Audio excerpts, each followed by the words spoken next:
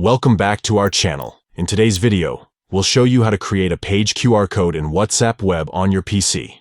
QR codes are a convenient way to share your WhatsApp contact details with others. So, let's get started. Step 1. Open WhatsApp Web.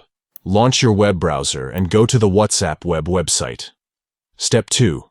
Once you're on the WhatsApp Web interface, simply right-click anywhere on the page. This will bring up a context menu with various options. Step 3. From the context menu, find the option that says Create QR Code for this page and click on it.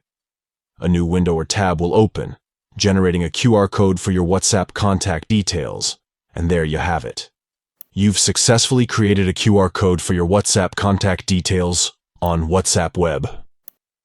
Now you can easily share it with your friends, clients, or anyone else you want to connect with on WhatsApp.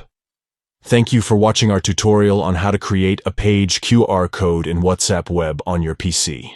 We hope you found it helpful. Don't forget to like and subscribe to our channel for more useful tutorials. Until next time, happy QR code sharing.